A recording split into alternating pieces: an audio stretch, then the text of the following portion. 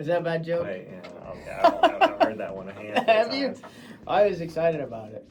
Let's hear a hot take. Hot takes. I'm gonna keep it sports related because I don't really have too many. I feel like other hot takes, but when it comes to sports, I would say football. People think there's football weather, which I never played football, as you can probably tell from my physique. I'm not. Football in snow, I think is stupid, and I think it doesn't. Like, people get excited about it, especially in the playoff games in Buffalo, but I feel like it diminishes the quality of the sport, and I'd rather there be. That's why they play the Super Bowl in the nice domes like in the fair weather places, because they don't want the weather to dictate the outcome of the playoff game. So a Super Bowl at Lambeau would be that'd be stupid. I would say that. Also, another one for golf. People get mad when golfers get high scores in majors, and I think that's stupid. Like, I want to see golfers play well. I think people want to see them not play well for some reason, because then they think, oh, they even struggle. But no, if I'm watching golf, I don't want to watch dudes stink. Play like you play? Yeah. Well, no, actually, Mr. Harmson. yeah, that's more play like how I play. And I don't have to tape up my fingers, you know. Okay. A personal shot.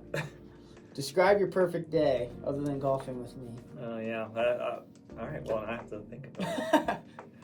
I did actually think about this one because New Hampshire in the summer, Silver Lake, so my family has since the 70s, have had a house across the street from a lake house, and we used to rent it from our friends, and then we still go there every summer. In New Hampshire? Yeah, in New Hampshire. I did not see that coming. Yeah, I love New Hampshire. It's one of my favorite states. Go there every summer. You listen to Noah Kahn when you're there?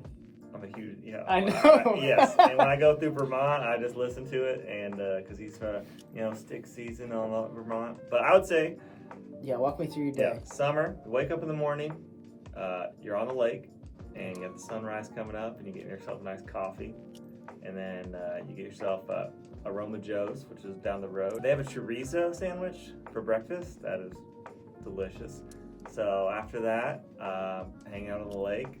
My family plays a card game called 45.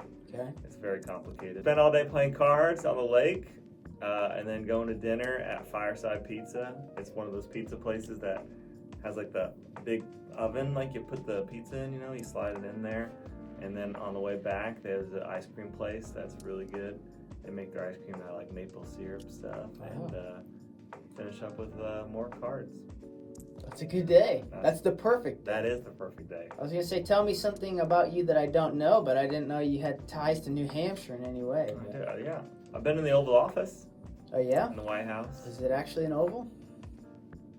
Is it actually an oval? I don't know. I feel like I should know that as a history teacher, but... You're going to go look it up. I went there in like 2012 or something. Was it cool? Yeah, well, when we outside through security, we got delayed for like a half hour because the Situation Room was being used at that time. I don't think it was anything major, but it was being used, so they couldn't let us in.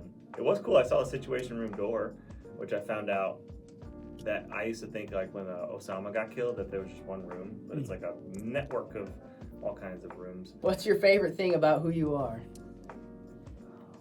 Well, humble brag. I hate those kind of questions, though. Yeah, but you have to appreciate yourself in some way. I think I enjoy my job a lot, which can be hard, but I feel like in class Bell to bell. Bell to bell, I feel like I enjoy history and econ, and I hope that shows. I think I'm an empathetic person. Empathy is where you can, this is bad that I don't know, is where you can like put yourself in somebody else's position, right? Yeah, sympathy is like, oh, I'm sorry, but empathy is like, I'm going to join you in that. Yeah. So I would say that, yeah, which can be like, when you see like news stories, sometimes people like, they say, oh, that's bad, but then I find myself thinking like too hard about it, like you actually think about that situation. Yeah. That's not always good though. That can be kind of heavy. Yeah, I should make you say something about me. I would agree with you being a teacher. I can tell you enjoy doing that. Yeah. You run our fantasy league very well too. Thank you. We get some haters from the fantasy league. I only say that because I won last year, so that's true. You're gonna win this year. That's right. Describe a day in the life of 10-year-old you. I think we would have been friends. 10-year-old me. So I was big into. I was a huge Purdue football fan at that age. Drew Brees was playing. I like sports. I would play by myself sometimes because my older brother didn't play sports and my youngest brother was too young, so I would generally play by myself. I would like commentate myself play basketball. So Nice. Love cartoons, Nickelodeon, Yeah, Rocket Power. Yes, I was a Nickelodeon guy as I well. love Nickelodeon. Disney is good, but I favored. Yes. Well said. Yeah, I was just big into sports. Played a lot of baseball, basketball. So as a 10-year-old, that's my main focus. So I didn't have a video game console, so I wasn't a big video gamer yet. You're just a real gamer. Yeah, I was a real gamer. Well, in the streets. That's awesome. In the streets. Outside of your family, who has helped you grow the most? That was a tough question. That is a big question. Besides you, say Dave Mundy was my middle school social studies teacher, Okay. and that's when he was like, he's a really fun guy, and he's now actually my wife's superintendent at her school. Full circle. Yeah, and so he was just awesome, and he made it fun. So then that's how I got into social studies, and then when I became a social studies teacher or applying, he wrote my recommendation letter because then I had to write a letter about that same question, I think, and I think it was for, I forget what that was for, but I put him as it. So I'd say him, and then I ended up coaching baseball with them in the summer. So I would say he's been a pretty big figure. If you could have lunch with 3 people that are alive, who would you pick? I'll go with one person alive, Tom Hanks.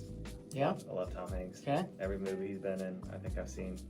So he's a big history buff too, because he made Band of Brothers and a couple other things. So you just close your eyes and you hear Woody from Toy Story? Yes. I will say that was my first movie I saw in theaters, Toy Story, which dates me. I think it might be me too. It was like 95. Yeah. So, anything. I just love Tom Hanks so much. Then I do Ida B. Wells, a progressive reformer. In like the late 1800s, she wrote about lynching, and her story is fascinating. It's a very social studies She teacher lost, answer. she lost both parents young, Dang. had to raise her whole family. She was a teacher. She taught at night and during the day, so she taught adults at night to make money. And then exposed lynching in the South, but then she got run out of the South. They burned her newspaper down because she basically called people out for lynching. And then she went to Chicago and kept writing about it. So. Sounds impressive. Yeah, she's an impressive lady. I have a Barbie doll. That sounds weird. I have a Barbie doll in my room of her. That could have been your tell me something about you. Yeah, I got a Barbie doll. Ida B. Wells. You would never have known that. I wouldn't. And then I'm a big Kennedy guy, so JFK, I think he's a fascinating dude. And I just want to know more about the Kennedys and compelling figures. they're compelling. But there's so many other people, like Martin Luther King Jr. would be interesting to have. Julius Caesar. I'm thinking going to my Roman era. So maybe the after party. They can come. Yeah. I should have like a big soiree. Yeah, just all the people come. All the people. We'll see what my people can do. If you could put yourself in anyone's shoes for a day, who would you pick? I'd do Neil Armstrong going up on Apollo 11. That'd be cool. Just to feel that Saturn V rocket getting sent into space and then going on the moon. Knowing you're the first person to do that. Yeah, that's just. If anyone thinks the moon landing's fake, they're dead to me. Okay, I need you to pick a topic. Movies, music, or sports? Oh, they're all good. I know. Movies, we'll do movies. Give me your Mount Rushmore favorite movies. Oh, okay. Lord of the Rings, number 1. Okay. Forrest Gump. Love Forrest Gump. Tom Hanks. That's Tom Hanks. Maybe say Saving Private Ryan, Dunkirk. Those would be my 4 history movies. History movies. But if I had I'd have to sit down for that question. If you had a billboard that could say anything, what would you put on it? Either buy Dandy Breeze milk or Liverpool champions elect. Wow. Really showing your true colors. Or actually, not even elect. Let's just say Liverpool, home of the champions. Okay. So that way I can spread, here in America, get more Liverpool fans. Because, the more fans, more money. More money, more signings. More signings, more titles, more trophies. Okay. So he's a trophy hunter. I love the silverware. That's it. That's the hot seat. Okay. You survived. I did. It is kind of warm because of this right here. Yeah.